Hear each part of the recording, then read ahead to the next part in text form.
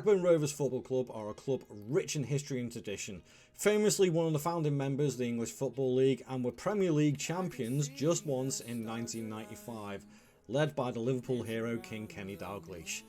Despite past glories though, the club has faced recent struggles, battling in the Championship and striving to reclaim a spot in the top flight.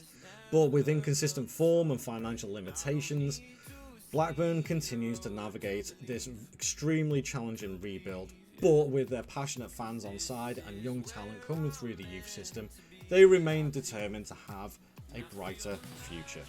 And there we have it, guys. Thank you for watching the introduction. We are into our 10-year rebuild. Oof, this is going to be a challenge with Blackburn Rovers.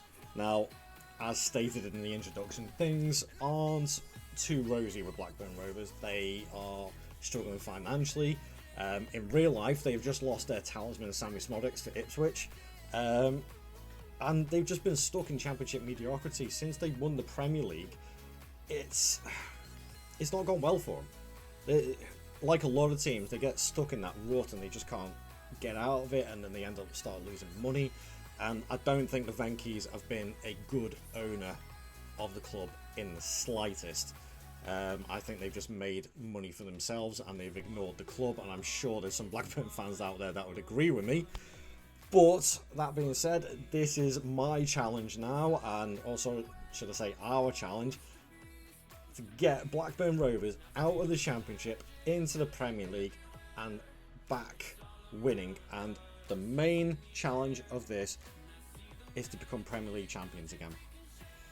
Anything else is a bonus, but it is to win that Premier League Championship, because at the end of the day, King Kenny did it once for him with the SAS up front, Shearer and Sutton, if you remember back then. And a little personal story for me, I was actually there for that game when they actually won the title when I was a kid, and it was great because it meant that Man United didn't win the league.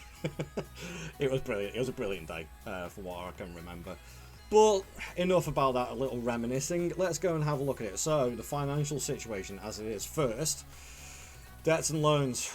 This is the big problem. Nearly 200 million. In fact, it started off with 200 million. Over 200 million. And remaining wise, it's horrendous. Utterly horrendous. It also meant, financially wise, I don't think I got that much of a transfer budget. I'll go through the transfers in a second. Wage budget's really low. Transfer budget's really low. Even my transfer revenue that I'm allowed to keep if I sell players is really low. 90% of that goes back into the club. I only get to keep 10% of it. So this is going to be a challenge. Quite a few months back, I did a similar challenge with Sheffield Wednesday, which I will leave a link for at the end of this video.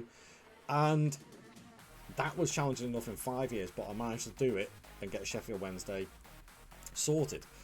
This one, I think, is going to be just as difficult, if not more difficult. I think Blackburn actually have a more capable squad, but the finances are going to really, really cripple this challenge unless I can turn it around quickly.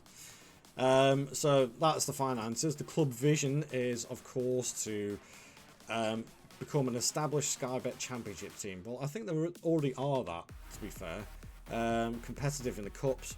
So literally no ambition. Current season, work towards the playoffs, game promotion after 4 seasons. I want it quicker than that. I really do. Transfer wise, as I say, not really too much going on. There's no up-to-date database on this. As you can see, we're starting from the 2nd of September, where I'm going to simulate. A lot of these players I didn't bring in myself. The likes of, let's see, McFadzean, Sigurdsson, Fleck, Wallstedt, Televic, and Kometio, I believe, were all signings done before. Moran and Ayari I actually brought in on loan myself. I wanted to bulk out the squad a little bit. And Chrisane, I believe he's the one that's been injured with a damaged cruciate ligaments, and he's still only on the recovery phase, so I can't see him getting much game time really. Sales wise, not too much again. Obviously the sale of Adam Wharton is involved in that, but 18 million. I'm only getting 1.8 million out of that, which is a crying shame, because I could really do with that 18 million. But hey ho. And then obviously you got the likes of Ashley Phillips, who have already left. Kaminsky going to Luton, the goalkeeper. So yeah, it's not good. And the squad, yeah, it's okay. It's okay. It's not too bad. And actually, we've had a fairly decent start to the season, with the likes, let's say, lone players left, right, and centre. We've got a very, very strong squad here. I do expect us to be pushing for the outside playoff spots. That's my prediction anyway. Tactically wise, this is what I'm rocking. I've gone for a 4-3-1-2 narrow. 2 defensive midfielders, box-to-box midfielder, and 3 attacking players with a creative midfielder and 2 strikers. I've got fairly decent strikers actually in the squad, in Televic, Gallagher, and Dolan. As you can see, they've picked up a few goals already. In the schedule-wise, quite happy with that actually. I'm feeling a little bit optimistic, just put it that way. So through to the 3rd round of the Carabao Cup, where we got Liverpool, brilliant. After knocking out Carlisle and Burton on penalties, but beating Rotherham 3-1 away from home, that's a nice one to get. Hull at Ewood Park, 96-minute winner. Okay, and Watford away 1-1, not too bad. So yeah, all in all, not too bad a start of the season. But I think the main thing is we've got to go and simulate it and see what happens in that first season. Wish us luck.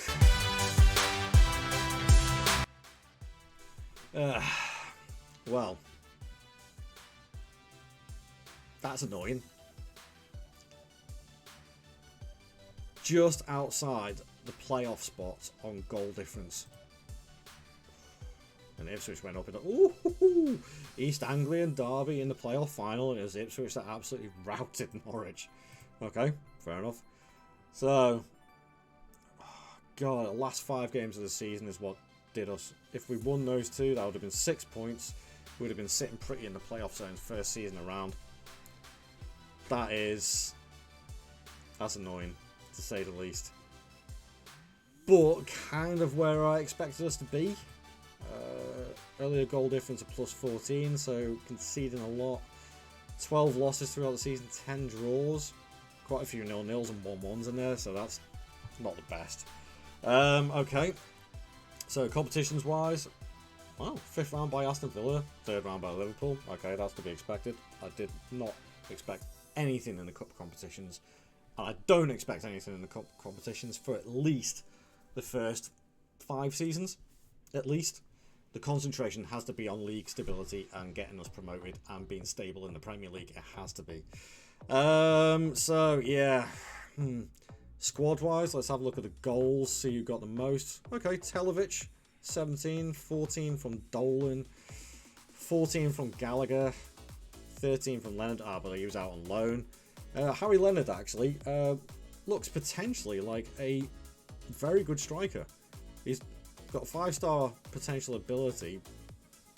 Physicals are good. Yeah, for a 20-year-old striker, not too bad. On loan at Leyton Orient at the moment, 13 goals this season, so that's not a bad start for him. See where we can go with that. Smodics with 11. Okay, so we've got a few goals in there, but we could do with more. Got a decent amount of assists from a couple of players as well, so we need, well, not Harlow because he was on loan, but Jake Garrett. Jake Garrett's actually a fairly decent player on this as well, so he's got potential, to say the least. But all in all, I can't help but feel a little bit disappointed, and I'm probably going to be even more disappointed when I look at the financials. 2 million. That is not good enough. Debts and loans, oh god, that's gone up. That's gone up in our first season. That is not good. That is not good at all. Well, there we have it. For our first season, I'd say probably progress has been made a little bit, just missing out on the playoffs. This is where I kind of expected to be at the moment. So there was work to be done, but I think we can do it in the next season. Fingers crossed we can. Even with a £2 million budget, looks like I'll have to go bargain shopping again. So there we have it, guys. Thank you very much for watching. Please don't forget to leave a like on the video and subscribe to the channel if you do enjoy this content. And join me for the next episode, which will be coming out every week on a Friday. And hopefully this rebuild will run up until when FM25 gets released. That's the plan for it anyway. So please join me every week for the series update. I'll see you guys later. Thanks very much for watching. Ta-ra.